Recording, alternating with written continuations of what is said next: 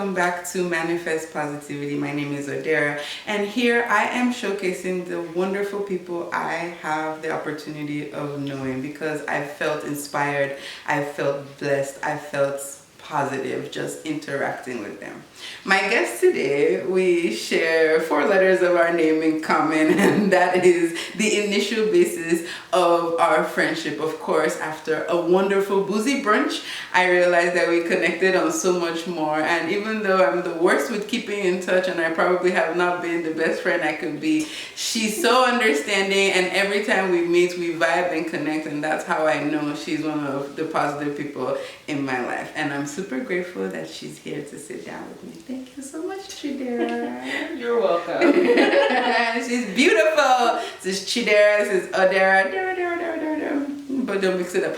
Prior to this, I always used to be so offended when people would call me Chidera, but now not so much. Now I'm more inclined to agree with it. I'll still correct you though.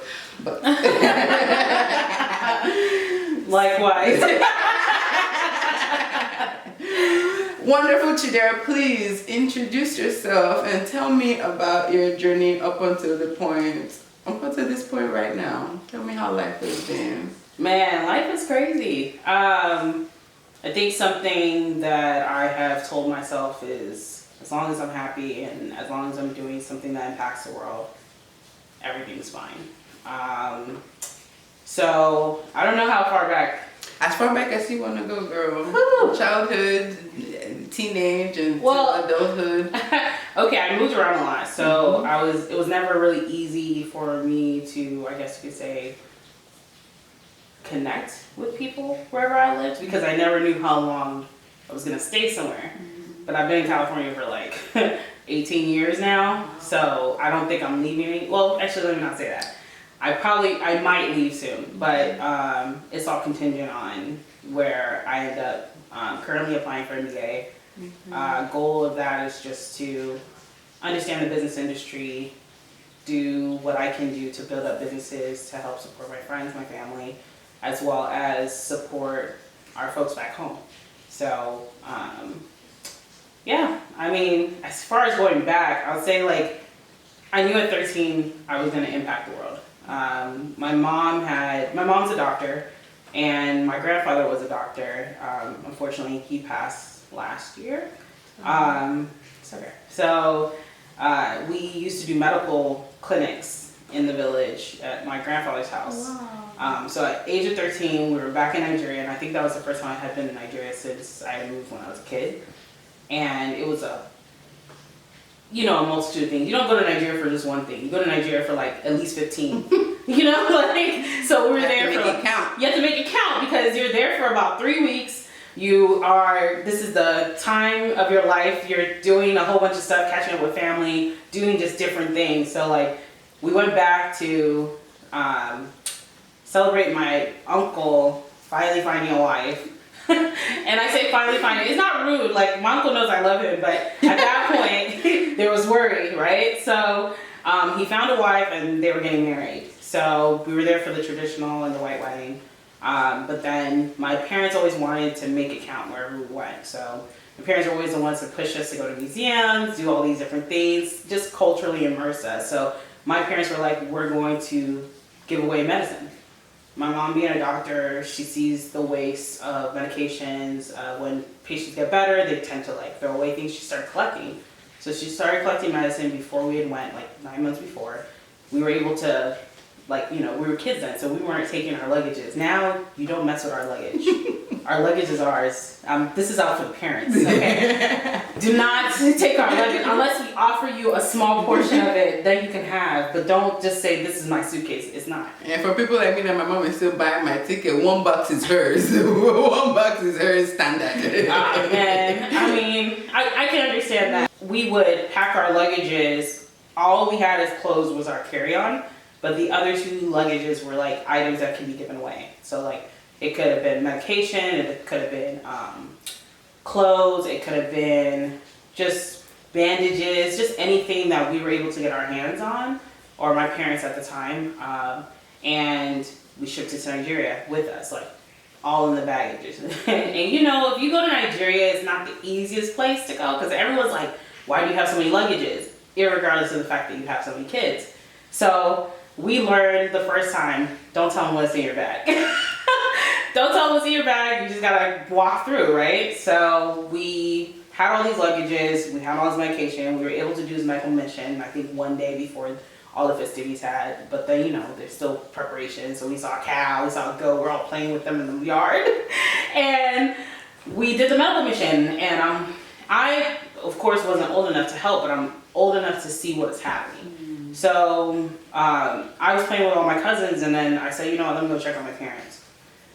Being the first daughter, first grandchild, that's my responsibility, is make sure everyone's fine, right? So we go, I'm looking at my grandfather and my mother like working hard, and I'm watching the people who are coming into our compound. And I noticed one lady is walking with, like, you know, those little step stools that we have just to reach the top cupboard. She's using that as her walker. I told my mom, I was like, do we have anything to give her, like a cane or something? Because, like, of course, like, it's disproportionate. She needs so low. She needs to put her weight on something. Like, we have to have something. I think we were able to, like, we fortunately packed like 4 canes. Wow. And we were able to give her one, but that instilled in my mind, like, we could do something. There's always something that can be done. It's a choice if we want to do it or not. So since then, I told myself at like, I think 14, if I work in this world and if I'm not able to impact the people where I come from, what am I doing here? So my motivation in my work career, because I worked for, I worked in the education system, did like K to 14, higher education, and supporting individuals who are less fortunate and making sure that they have what is necessary in order to succeed. Thought of random things like I knew a few friends who got pregnant while they were in college, couldn't afford baby food, didn't realize how expensive baby food was. Started asking people questions like, hey, we have this entity, would you be down to donate and support these mothers or fathers, because, you know, we can't eliminate them, with them just being able to raise their kids. I ended up being able to collect like $3,000 worth of food, distribute it to parents. Didn't really realize how much it was. Like, one woman ended up telling me, this is like $600 worth of food. Like, my kid is not, because I don't know how many babies eat. I don't have no kids yet, you know, like, I'm not aware of these things, but like, realizing that, like, I guess you could say closed mouths don't get fed. You have to ask the questions in order to help the people. And being in that mindset, seeing that lady with the walker, as soon as I got my driver's license, being able to go to different clinics, pick up walkers, canes, any medication, bring it back to my parents' house, we sort it, we ship it. You know, just like creating a system. And it really started the organization that we have back in Nigeria called Confluence of Hope. And that's ran from our compound in Nemo. And that's in Anambra State, Nigeria. Yes, Anambra! we rep hard. So we do that every winter. When we go back, we set off 5 days of time dedicated to supporting people who need help. High blood pressure stuff. And I'm telling you, the stories are crazy. Like, I met someone who's our age who already had a stroke. Yeah, I've heard of that. Are you serious? I heard of a 24-year-old that had a stroke after surviving Lagos traffic. 24 years. And it was all in traffic, just like, you know, as soon, you know, you go back to Nigeria, high BP, this, that. I was like, okay, like, what can I do to try to help alleviate this? Because it's just the natural thing. Like, I don't think, at the moment, there will be no Nigeria without high stress.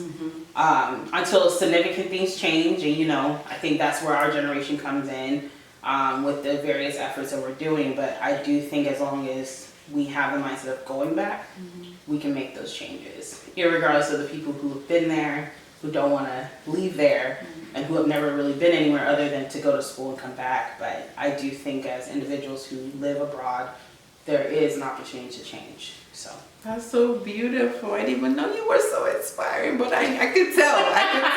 Well, you know, I'm just like a no frills person. I'm really chill. So people don't know too much unless you ask the questions, right? And who am I to offer this information? I'm happy that I told you guys I have a gift. I can see. I'm like, God does not lead me to people. There's no reason for me to know this girl unless it's for something positive. So thank you for sharing that. So first, I want to go back and touch on you, Kim. So something that is interesting to me is how American your accent is. I was born here and I have not been able to get the American accent back. It has eluded me. So I want to hear about your experience coming to Nigeria the first time. What was it, especially at such a young age? What were some things you remember that stuck out? What were some of the culture shock you experienced for a kid?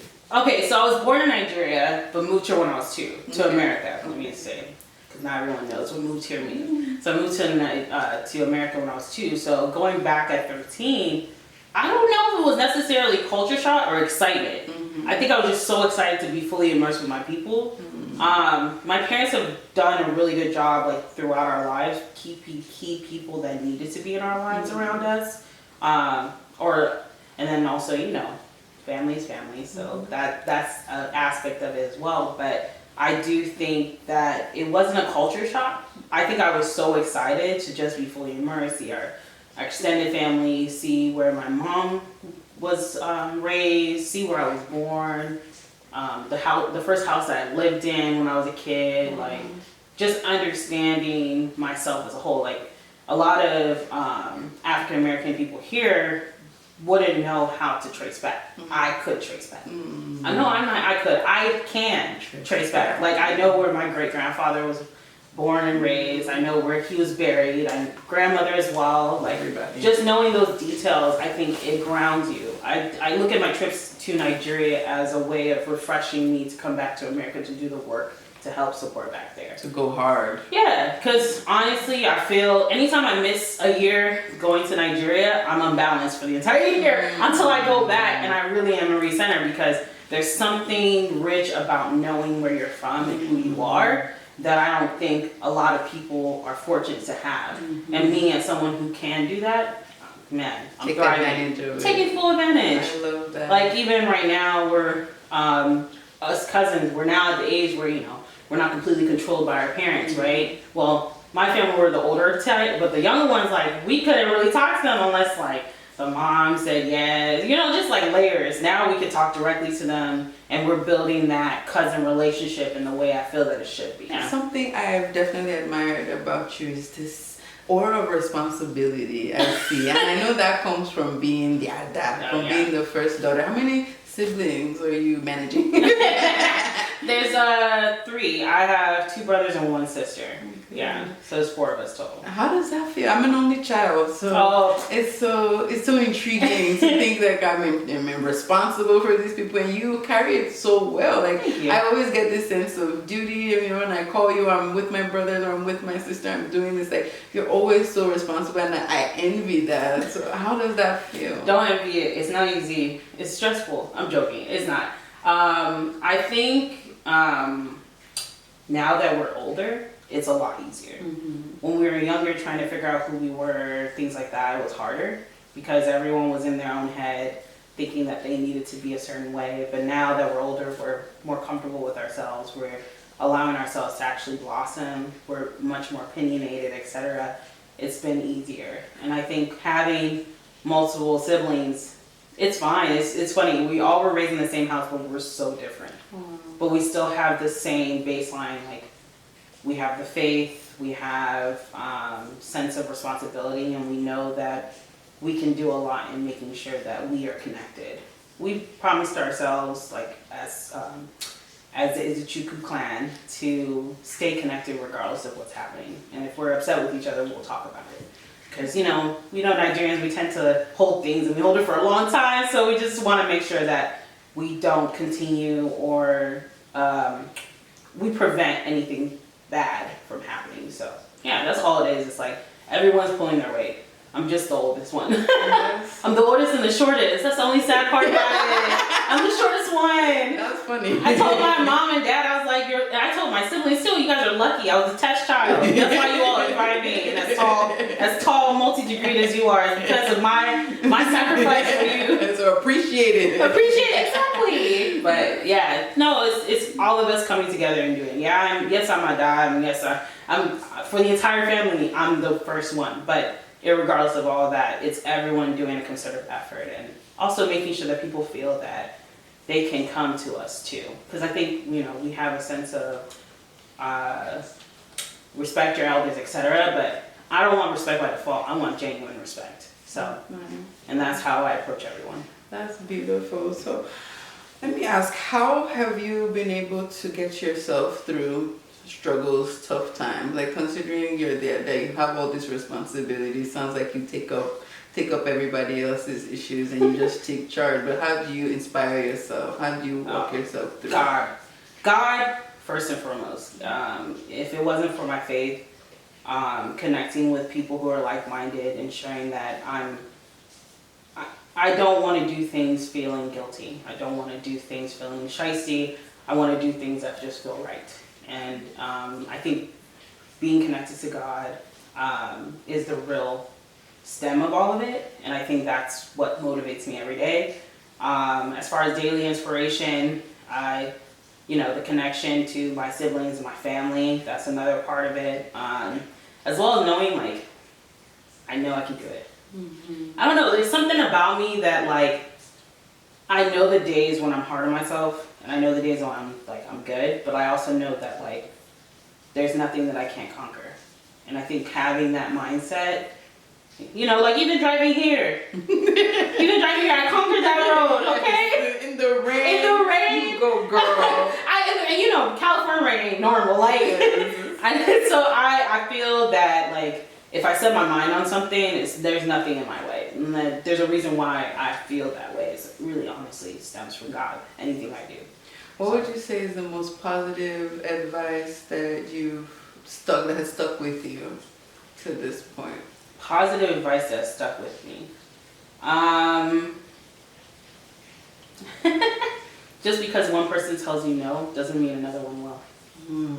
That's deep, right? That's deep. Because sometimes when we hear no from one person, we tend to just take that and run with it. But I've realized that just because one person tells you no, that means it's not in their capability. Doesn't mean another person is incapable of helping me. And then as people tell you no, you're also modifying, sharpening yourself, getting better. So yeah. So I want you to hype yourself up and tell me, manifest where you're gonna be in the next 10 years. In the next 10 years? Next 10 years, who are you gonna be? Don't tell me where you're working. Who will Chidera be, and what is that positive thing she will be adding to the world with that level of success? I will be a multi-degree holder. I will be a entrepreneur, both in the profit and nonprofit sectors. I will be, I think by then I will have my solid group of friends. Like right now we're still funneling through them, right? Yeah. So I'll have my solid group of friends that I will grow old with, travel with, etc. I will be hopefully someone who is inspirational to the next generation of women. I do believe the reason why we tend to be at least a little bit not confident is because we don't see it. When I want to be the person I didn't get to see when I was younger. So I think that's why I work so hard to do my best in everything I do. So yeah. Chef's kiss, I love that answer. And I won't be an African auntie if I don't. I did not mention marriage. Children.